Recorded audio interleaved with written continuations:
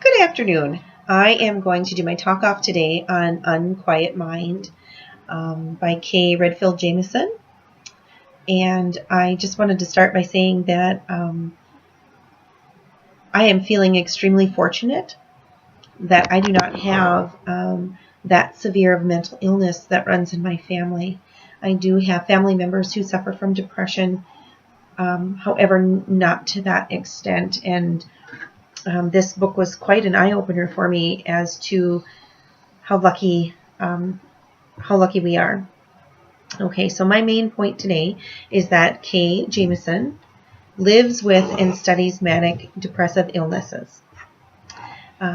Talking about her background and what causes her to study and live with this disease. She was born into a military family that moved around a lot. Her dad was a scientist and meteorologist and a pilot. And they moved a lot.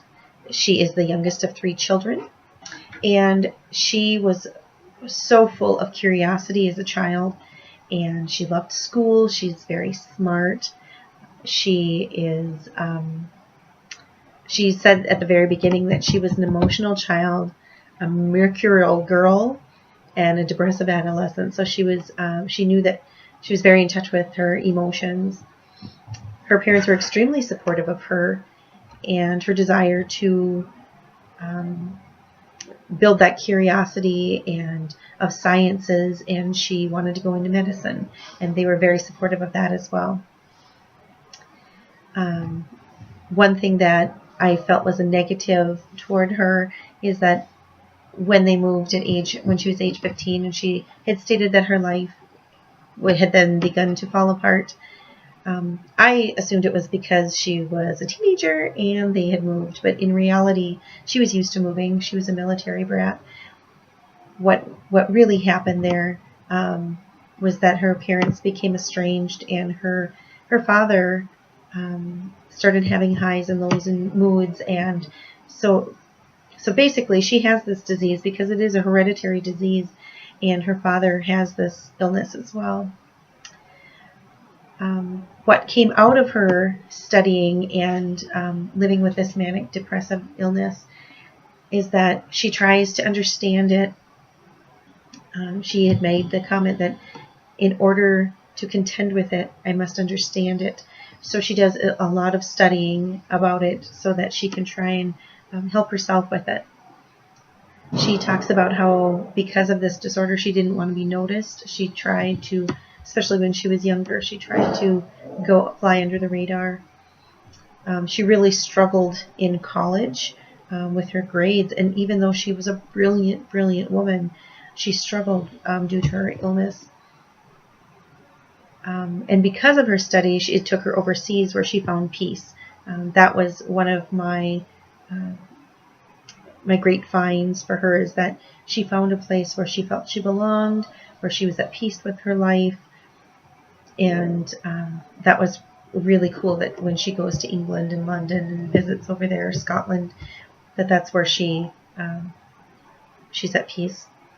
I find that because of this illness, she is actually captivated by psychology. And at one point she says she's fascinated by psychopathology, however, made no connection with her illness to what she learned. Also, because of her illness, she has thought of suicide multiple times and actually attempted an overdose.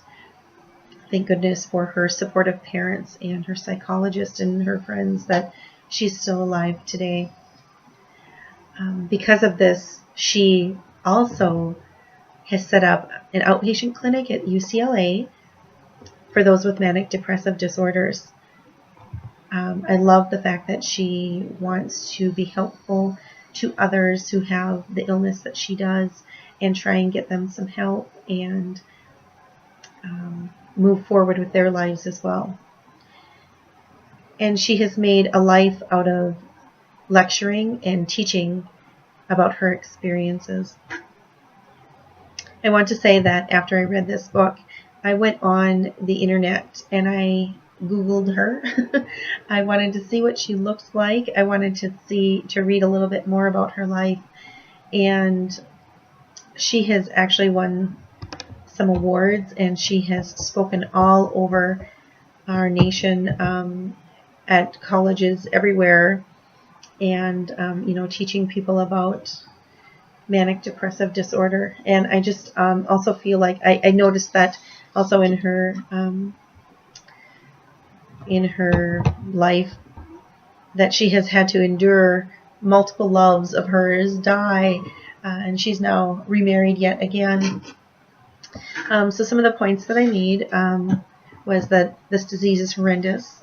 I found it very interesting that although she thought of suicide many, many times and attempted it, that she actually valued her life, and she said that she wouldn't take this disease away because it made her who she was, and during her highs it made her so productive.